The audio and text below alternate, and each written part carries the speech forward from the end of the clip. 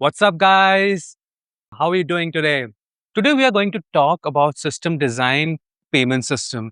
This is one of the most complex system design ever made and is still running. When you pay tap in your mobile or in your system, and in a 2 seconds, the transaction is done. Money moves, receipt arrives, order confirmed. Simple for the user, incredibly complex under the hood. Now, payment systems are among the most critical distributed systems we've ever made. We're talking about systems that process millions of transactions, where a single bug can mean millions of dollars lost, and where double charging a customer is an unforgivable failure. Stripe processes around 817 billion in payments per year. PayPal handles 40 million transactions per day. How do you design a payment system that's reliable, secure, and scalable? Let's find out. In functional requirement, it is up to us to ask the questions what all is required and what all is not required. Although the interviewer will give you some of the points, but you should confirm. I've taken all the possible scenarios so that if you face any issue, you can just come up with this and you solve this problem. In payment initiation, the user initiates a payment. It can be through card, wallet, or bank transfer. Then the task is payment processing. After the initiation has happened, we should do the processing of the payment. The payment is sent through the payment gateway. In payment system tracking, you do the real time tracking. What is the status? Is it pending, success, or failed? Then sometimes what happens is the payment fails. You want to refund of the payment system, or maybe you cancel an order. Then you want to refund the status in that case. Now, there can be recurring payments also. Sometimes you do EMI. It should be automatically deducted in that case. Then we have multi currency support. Since we are a global economy, the world is much closer, we should be able to transfer to different countries. It should be able to convert into currency as per the currency rate. Then we have wallet management. We should be able to maintain the wallet. We should be able to tell what is the balance. Then transaction history, we should be able to view the whole history. Then fraud detection, then notification. Whenever some payment happens, we need to notify the buyer and the payout to the merchant. We do online payment, it should automatically pay out to the different merchant. There are use cases when you're buying multiple products. The payment system should be able to pay out to different merchants from whom you're buying different products. After functional requirement, the most important thing is non-functional requirement. So let me take some of the non-functional requirement. The first one is exactly one processing. In exactly one processing, the payment should never happen twice. For example, by mistake, a user clicks the submit twice or submits the OTP twice. It should not deduct twice. This is called exactly once processing, and this is the most important thing. Strong consistency is the foundation of asset properties. You should make sure asset properties are followed. Then availability, we can't make the bank go down. We have to make sure that the website is always up, the transaction medium is always up. In this case, we need to follow 99.99% uptime.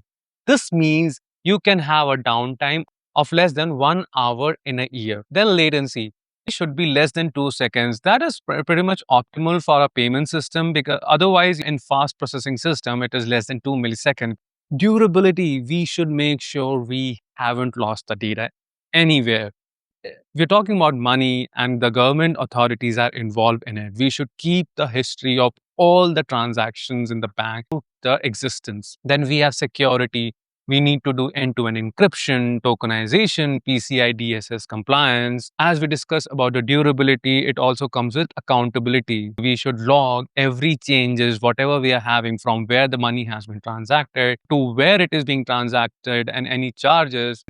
Now, potency and exactly once are related. We need to make sure that every transaction is potent. That happens only once. Now, we talk about the cap. In this, according to cap theorem, we can only pick 2 out of the 3, CAP. Let's talk about the capacity estimation. We should talk about the capacity planning without even the interviewer telling us. Or sometimes, if the time is less, you can ask them to discuss about it at a later stage. In capacity planning, we talk about the volume. Let's say that we have 10 million transactions per day. In 10 million transactions per day, there might be some peak season like a holiday season, Black Friday season, or some event is going on. Similarly, then average QPS. QPS is queries per second. It means that 10 million divided by number of seconds. 86,400 is the number of seconds per day. You can simply divide it also you can take a round off number. In this case, to be precise, this will be 116 transactions per second. So during the peak QPS, if you multiply it by 5, it will be 580 TPS. Now, what about the payload size?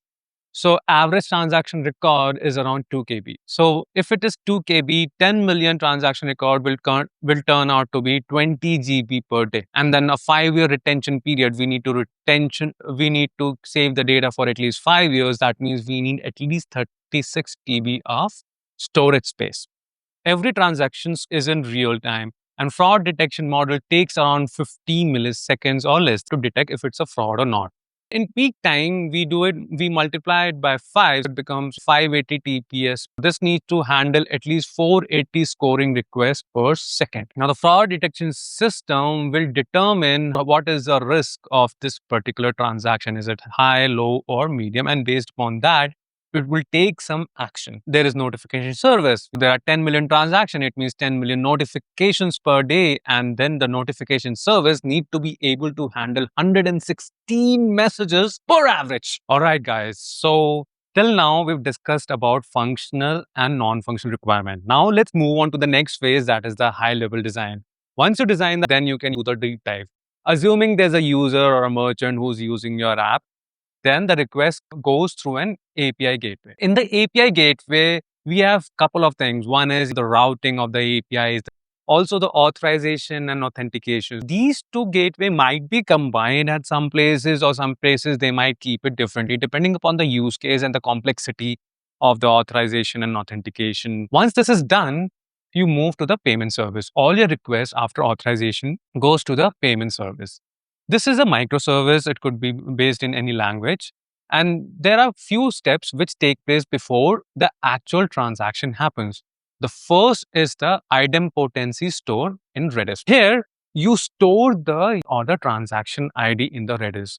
Once it is verified in idempotency store, it goes to the fraud detection engine. This is another service that makes sure you're not committing any fraud or unauthorized transaction. It calculates what is the risk score.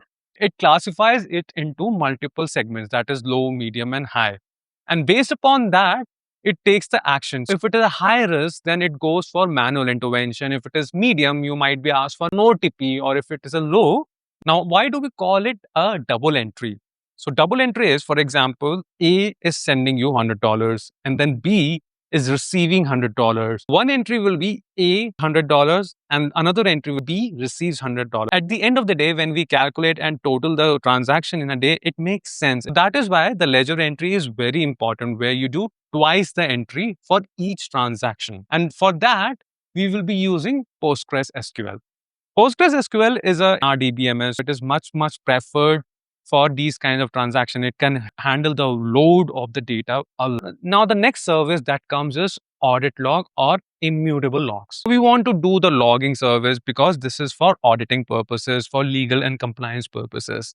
And we want to also make sure when we are auditing, we do not expose any credit card information or any personal information.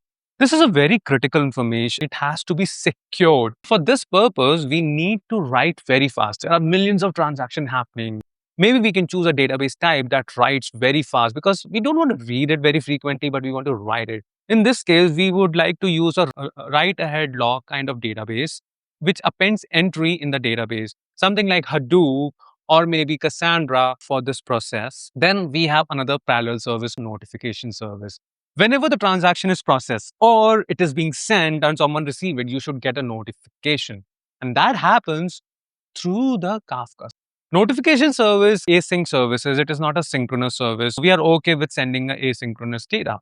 This could be type of email, SMS, or any type of notification. Now, the final part where the actual payment happens is the payment gateway. Once the risk score is calculated and it is authenticated, we send it to the payment gateway. There are various types of payment gateway like Stripe or Adyen.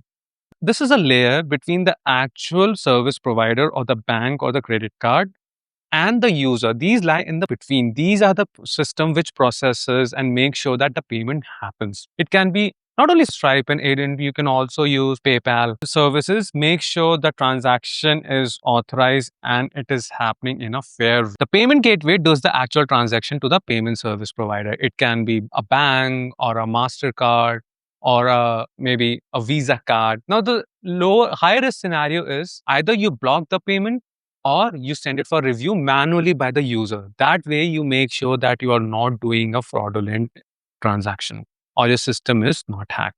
Let's move to the next place where we will deep dive in one of the important components of this service. First, we'll start at the component level and then we'll deep dive in some of them. These are some of the very important aspects of a system design interview. Now, the interviewer can either ask you to do the design in all the components, or he can pick one of them and ask you to deep dive into that. I will cover almost all of them, and maybe you can try to correlate with it, or you can also think about systems which you've already worked on. Let's go deep. Let's go inside it. So here, the first layer is the client layer, where we are talking about the merchant API or the mobile app or the web app from which you're doing the transaction. This goes through a API layer where we have multiple things. First is the API gateway. In API gateway, it makes sure it does the routing. You cannot expose the internal API directly. What happens is you use HA proxy, which will map your request to the actual internal API. This is important. You want to hide your internal API so that some kind of attack doesn't happen. This is API gateway where you mask your APIs and the mapping is done from the public API to the internal API. Then we have the auth service. It does the authentication. So it makes sure that the user who's coming in is authorized to do the transaction. It can be done through username and password or the session ID or OTP validation. Once that is done, you are authorized to do particular transaction. There is another call, rate limiter. Now, you must have seen in your mobile apps, you must have put some rate limit that you cannot do more than 10,000 transactions per day, or maybe you cannot do more than 5 transactions per day. These are some of the rate limiting situations where you can put it. Many bank offers different types of rate limiting.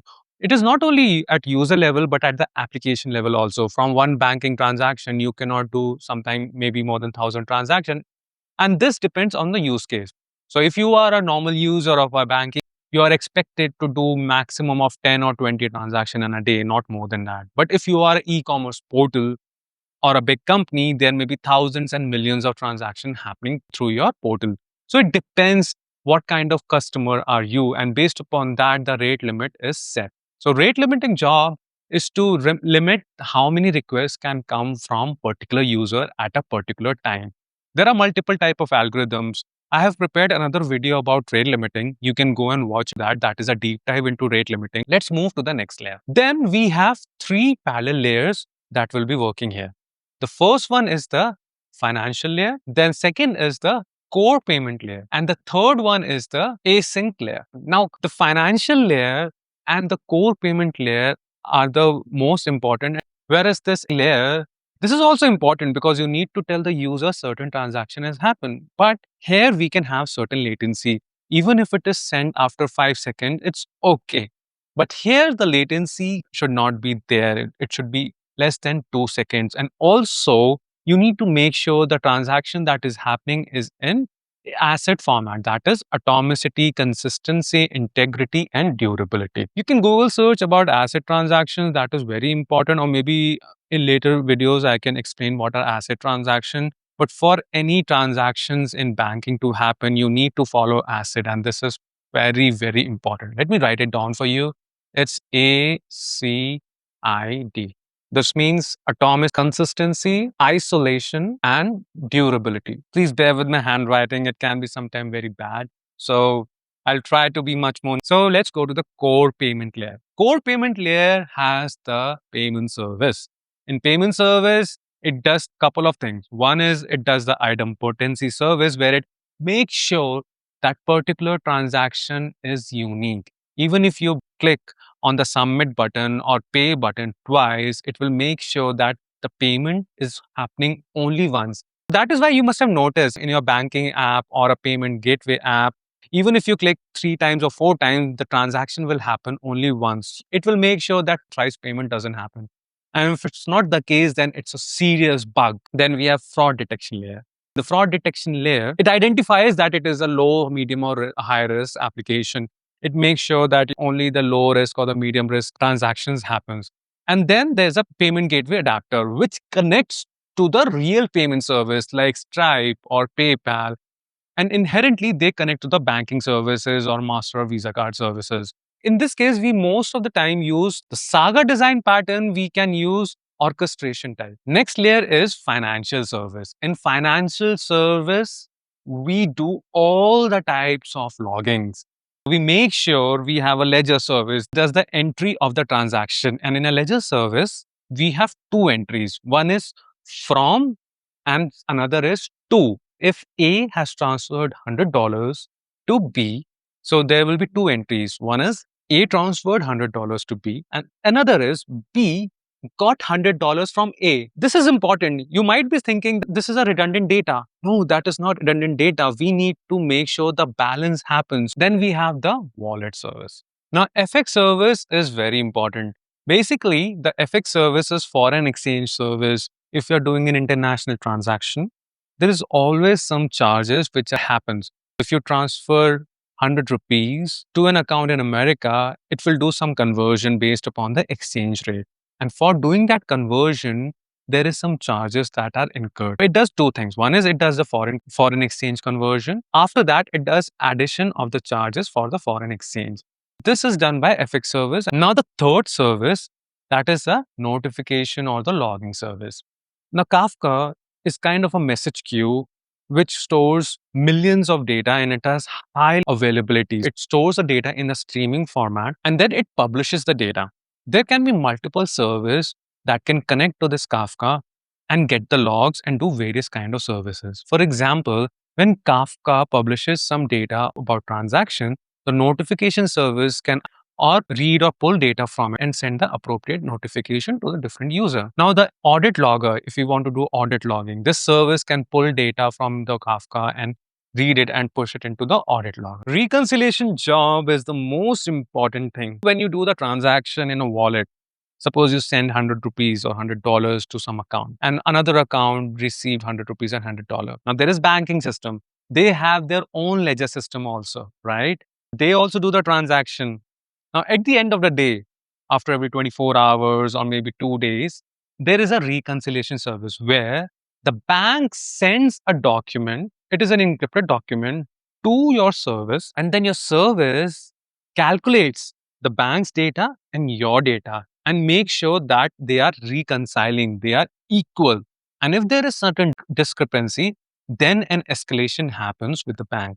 This is very important. It reconciles data among different banking services and your service so that the amount remains the same. There is no amount lost, not even for $1. Now, after all these services are done, we'll discuss about the storage medium. We are doing the ledger services, storage, and then wallet service, then FX service. When we think about the database we want to use, we need to think multiple use cases, asset properties or eventual consistencies, or high consistency is needed. In this case, since we want to follow the asset property and it should be able to load millions of data altogether, PostgreSQL will be ideal candidate for this case. We will use Postgres for this ledger service. Similarly, the fraud detection rate, the scoring, we are okay to lose the data after the transaction has been completed, maybe 1 hour, 2 hour. In this case, we can use a caching system like Redis, where we can have a TTL, that is time to live, maybe of less than 1 hour or 2 hours. Then we have notification service. We want to do the audit logging. And these kind of logs need fast writing. And these kind of logs are read maybe once a year or a 6 months. We want to store it in an object storage or maybe some type of storage that is okay for writing, and it is cheaper because storage also has a cost. If it's a hot storage, it's very expensive. We will use something like an S3 bucket as an object storage that is very, very cheap. It is like 0.003 some dollar for 1 MB of data or 1 GB of data. We can use S3 for storing the logs and reconciliation jobs log, notification service logs. Let's go through the sequence diagram and how the process happens. I'm assuming that you know what a sequence diagram is, but if you still don't know, keep up with me. I will explain it in such a way that you will understand how the flow is happening, and you will have a new skill of making sequence diagram as well. First one is the client. Then we have the payment service, then idempotency store, fraud engine, payment gateway, and ledger. When the transaction happens, it happens between these few blocks. Primarily, we also use other blocks as well, but let me explain you. This is the core block, the primary block. The payment happen, it does a post API called payments. That it has an idempotency key, maybe a UUID or some primary key. It hits payment service. Then the payment service hits the idempotency store. It checks the store. If the key is not found, it means it's a new request. Then it puts a lock on that key and that database entry. It will do the transaction. After that, it does the scoring of the transaction. It scores how risky it is, maybe low, medium, and high. And based upon the low risk score, it will send it to the payment service. Then the payment service sends another request to the payment gateway where we will be charging the card. If you are doing a transaction through a credit card, it will charge that card. Upon successful transaction, it sends back the status, success, and the transaction ID. Once that has happened, it will do a database entry in the form of record, debit, and credit. And this will be done through the ledger service. The ledger service will write it in the database about from where the deduction was happened and from where it is happening. After that, it will update the status of the transaction as success. And once that is marked as success, it will send the 200 OK response with the success entry to the client. Now, here's the scenario. If the client sends again with the same UUID, maybe on the payment button you have clicked twice or by accidentally, in that case, you will send the same idempotency key. And here what will happen, it will check if the key exists, and if it is found, then it will say it is already being done. That is how a core flow of payment happens. Let's go to the next part. We'll deep dive into fraud detection engine now. We'll start from the incoming transaction, the first stage. There's a feature extraction. Now in the fraud detection, we extract different types of features. It could be the last transaction, the device fingerprints. It could be the geo anomaly if it's a new country you're doing transaction or it's a generic country where you usually do the transaction from. And then we check about the amount, how much transaction you're doing. It does the check of the merchant, which merchant you're transferring to. Once it extracts these values like the user velocity, device fingerprint, geo anomaly, amount anomaly, and merchant category, it does the feature extraction. And after doing this feature extraction, it checks the risk based upon your previous transaction history. Here, we usually use XGBoost model to do the anomaly detection. There are better models also available. I can share you some document about latest model later on. And based upon that, we do the classification of the risk. So we do a risk score between 0 and 1, 0 being the lowest risk and 1 being the highest risk. So it can be 1.0, 0.1, 0.2, 1.0 is the highest, most risk. And based upon that risk score classification, we do the threshold. So if it's a low risk score, then it will auto approve the transaction. Now, if it is a medium risk score, we might ask you for an OTP or maybe sometimes some type of second level of authentication. And then we proceed to the gateway. Now, if it's a high score, either we can block it or we can send it for manual review by the team which we already have usually in banking system. This is how the fraud detection happens. Now let's go to the ledger service. After the payment success event has happened, any kind of event has happened, it goes to the ledger services where we do entry into multiple accounts. If the amount has been credited to the merchant account, it will do that entry. There are sometimes platform fees which needs to be debited from the merchant account. That needs to happen. There is platform revenue account, basically credit from the platform revenue account where we are using different platforms for doing the payment system. Those amounts are deducted and stored. For that, we use a database which is atomic. In atomic database, as we already discussed previously, we'll be using Postgres over here. We do the ledger entry in the ledger DB where we use double entry. In the atomic transaction, we store the final amount, but in the ledger entry, we do double entry for each transactions. After this is done, there are two services which utilizes. One is your web app or the mobile app where it shows the balance, the actual balance in your account and in the transferee account. This is like we materialize the balance view. And the second is the daily reconciliation job, which is sent from the bank. It is a service which checks the balance is equal between the bank and the transaction done by you today. This is for the daily reconciliation job. This is how the ledger service works. Now, further to this, we have payment gateway adapter. There are various types of payment gateway we use. We don't want to depend upon single payment gateway. In this case, let's say we are using the Stripe client, Braintree client, or sometimes some people use PayPal client. What happens is payment service has a gateway adapter. This adapter uses multiple clients. Either it is fixed, either it uses certain kind of payment for certain client, or maybe there's a scenario when one client is down, it can move to the other client. That way the services never stop and the payment never stop. These clients internally call the APIs for PSP for Visa, MasterCard, or MX, or the banking services. These are the credit card agencies or PSPs, and these internally do the calls to the issuing bank. There's a layer. First layer is a payment service, then a payment adapter where we choose the client, the Stripe, and Adyen, or PayPal. Then there is another layer that is Visa, MasterCard, the PSP services, the card system from where the payment is happening. And then the next layer is the issuing bank. After the issuing bank authorizes or decline it, then it is sent back to the gateway adapter, and then it is updated in the payment service. Just to recap, this is the first layer where we have the gateway adapter. The second layer is the client.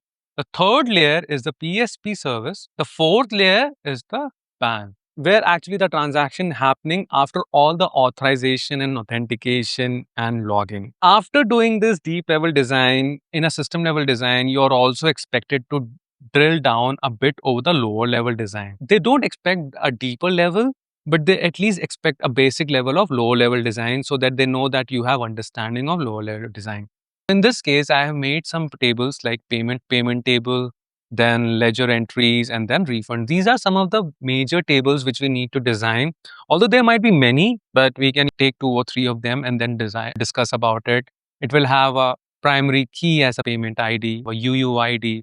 Then we will have merchant ID, amount, currency, status. Status will be enum type. So the status name is maintained and same across all the platforms. We have PSP charge, idempotency key, created at, updated time. And then we have the ledger entries, which will have entry ID, payment account ID, entry type, account, amount, currency, created at, and all these things. Then we have refunds, which has refund ID, payment ID, amount, reason, status, and creative. These are some of the tables which we can discuss about. Then we can discuss a bit about the APIs. We are using Post API for the payment, which has an idempotency key in the headers, then a body. We can also talk about the response type. We'll be having a get type API is used to get the information about the payment by passing the payment ID, and it will pass the success criteria or maybe the status of the payment. Then we have the Post API to initiate the refund, where we can pass the amount and the reason, and then we can get the response with the ID, refund ID, etc. If you are interviewing for a staff level or a higher level, you need to discuss about the trade-offs. We have options of using Postgres, CockroachDB, MySQL, and Cassandra. Postgres is good for ACID and it has strong consistency, and it is usually used for transaction data. Now, CockroachDB is good for distributed ACID type, and it also supports geo-replication.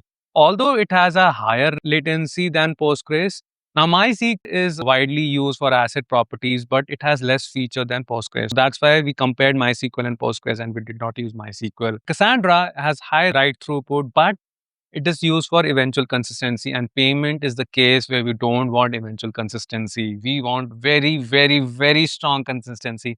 And because of that, we'll be using Cassandra. Then we can do the cache comparison. We have 2 types of caches. One is Redis and one is DynamoDB. Then we have messaging platform. There are 2 parts. One is Kafka and one is SQS. Kafka is open source. The SQS is managed by AWS. Based upon the complexity, Kafka is very complex, and SQS, you don't have to put very hard work in solving the complexity because it is already managed by Amazon. Choose between the ones you are more comfortable with. I would choose Kafka for payment events. I have more control over it. I can design it according to my own will, and I can make sure that the PII data is not lost since I manage it by myself. In SQS, it is managed by AWS, and although they give the surety that they hide the PII data, But in a banking scenario, I need to be very careful. I need to measure the risk factor of it getting exposed. And then we can talk about the payment gateways, which type of payment gateway we want to use, Stripe or Braintree or PayPal. We can do a bit of research based upon the cost, how much is the integration cost, or how complex it is, and how many features it is, what is the consumer complaints regarding it. We can search about it, and based upon that, we can choose which payment gateway we want to use. After this, there is next level, and that confirms if you are good. For principal level engineer, you need to discuss about the scaling strategies, the failures, how will you handle it. Every solution will have some problems, and you need to discuss about those. Let's first get into the scaling strategies. For scaling strategies, we will have a global load balancer. Now, the global load balancer makes sure which country or which continent it needs to redirect the request to. There can be a US level load balancer that will be primary if the bank is based out of US. And in both of them, we need to follow active strategy. Now, active strategy is whenever a transaction happen, you replicate it instantly in between both the region, between EU and US region. It's not that first you push it to EU region and then it gets copied after some time to US region. Active is instantly copied to both the regions so that you have the data at the same time. Now, after this, we want to discuss about the scalability in payment API. For payment API, we can use K8s, that is Kubernetes, that will be using different pods, and we will have an auto scaling factor based upon which the pods will be multiplied. If, for example, the number of users increases drastically, the number of pods on which the service is running can double. Or if the number of users reduces, you can reduce the number of pods and the service can be serving on only one or two pods. This is how you will scale the payment API. Then we have Postgres SQL. So for that, we will have different type of replication strategies. We can have a hot replication where we have another replica, exact replica of PostgreSQL, that is called the hot standby, and it will be used as soon as the primary one fails. That way, we keep two hot copies of the system. And then we can have a async replication that will be a warmer copy in the EU region. That way, you don't not only have the replication of data in your own region where you are doing the transaction, but in another region which does not has a transaction, so that we can have the durability of the data. Now let's talk about the read replicas and the Redis cluster. Redis cluster is a distributed caching environment. Then for the status queries, we don't want to use the same database for write and read, because if we just do the read queries, it will be very slow because they will be lined up in so many millions of queries. What we can do is we can make a read replica or the read database and a write database. That way, whichever read we are doing, it will be faster as compared to write, because write takes some time and read should be faster. We can maintain two copies of the database. That way, we will handle the read queries much more faster. This is all about how a payment gateway system works, how the payment happens from client to the PSP, to the services on a wallet, then to a PSP service, to the banking service, and how you can optimize this. Let me know if you think we can add something more about it, or have you used this kind of design in payment gateway system in your company?